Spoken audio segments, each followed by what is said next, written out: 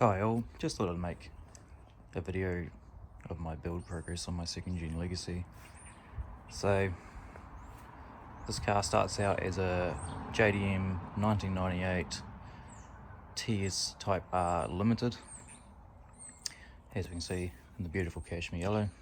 It's a very tidy car, single owner car. Factory, these come with an EJ20D.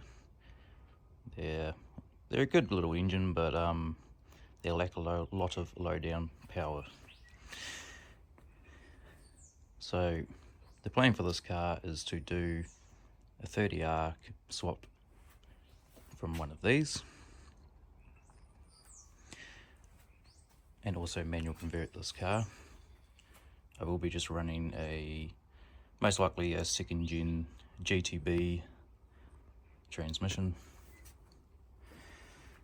But the main things I need to get over is, originally I was going to get a custom radiator made for this car, but it's pretty costly. So the thing with these 2-litre cars is they actually have a different lower radiator support panel. So you can't just fit the EZ30 radiator in there because it'll stick about that much further proud past the top support. So I've now elected to change the lower support panel to one from a BG5 turbo, or also comes in the BG9 with the 2.5 litre DOC engine. So I've already got my nose cut, and so I've got to start undoing all these spot welds.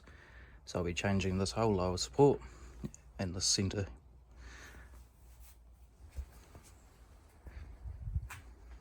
So we walk around in the car. Already did some subtle mods done in the year that I've had it. Did get a set of extractors, as well as some alloy arms. Got some factory options 17-inch BBS wheels, and some GD STI struts to tighten her up a little bit.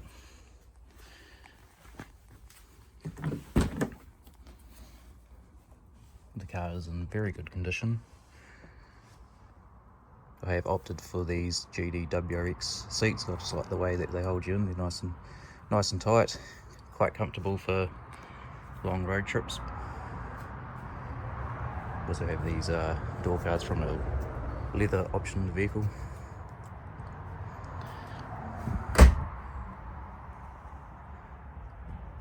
Very uncommon, these rail covers here. Not very much going on at the back. She's spoilerless. Does have a very tidy boot protector trim here. I've already fitted an exhaust to this car, which will be left for the 3-litre as well. It's a 2.5 system with one resonator and a glass packed muffler, so hopefully it'll sound alright.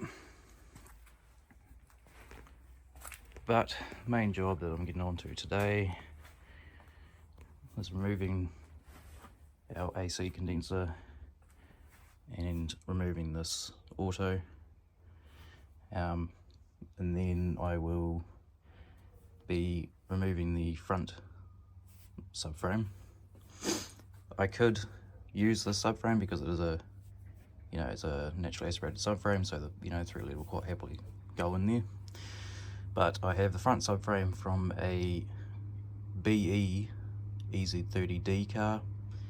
They're just a bit beefier. They've got beefier sway bar, and it's also a lot easier to use factory components to run the 4th generation power steer pump with the 3rd generation rack and lines, and it all fits nicely in the earlier cars.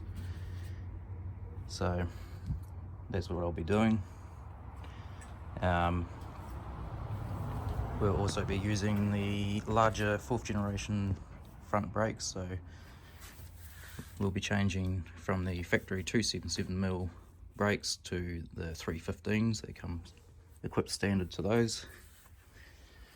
And as for the rears, I will be robbing the 290mm rears out of my GTB parts car, so the rear will get an upgrade as well, and I'll be putting the rear sway bar from the GTB in this as well, as these ones, as you can see, are pretty spindly on it. So yeah. Now I was originally going to make a more in-depth video detailing how to do the basics, like remove the front clip off the car and engine removal, transmission removal, the whole lot, but I just don't have the time this time round to do this. I'm forever buying these cars and modifying them, so if I decide to continue on with these videos, I'll make more in-depth ones later on. So at this point it will just be more documenting the progress on the car, not so much how to do it. I just don't have the time at the moment because I'm trying to get this car ready for an event that's around 3 months away, so I want the car done for that, so I just don't have the time and effort to put into making a full-blown video series about how to do this. Right, we update since the last clip. I've since removed the transmission and drive shaft.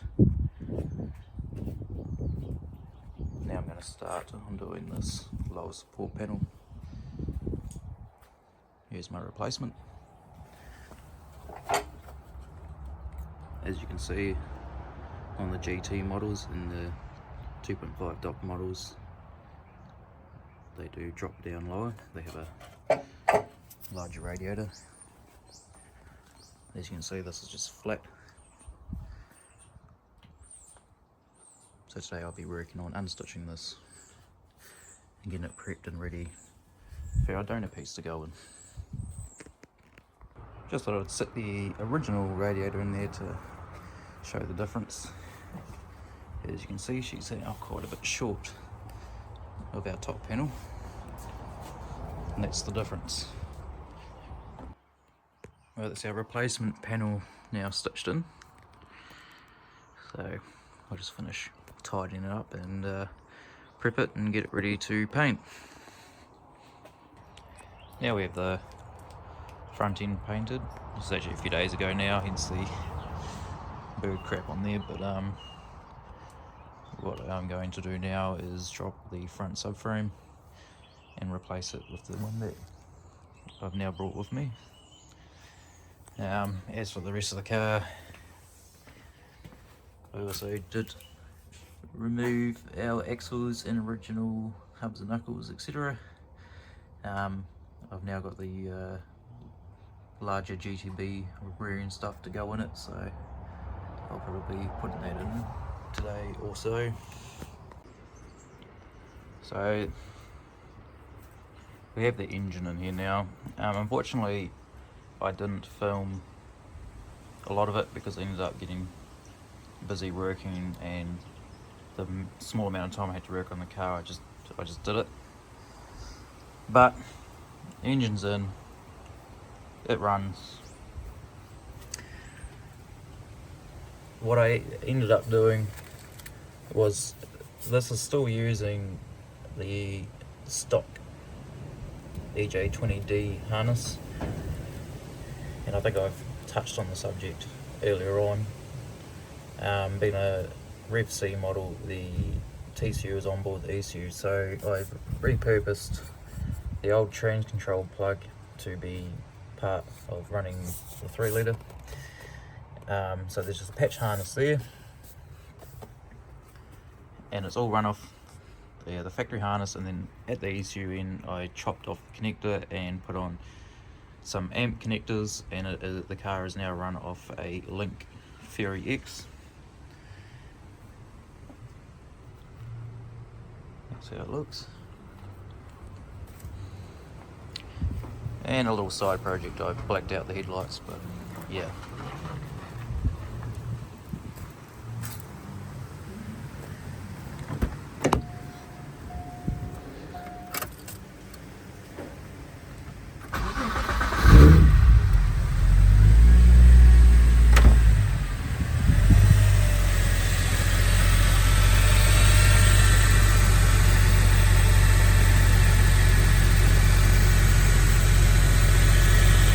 attach videos of the dyno.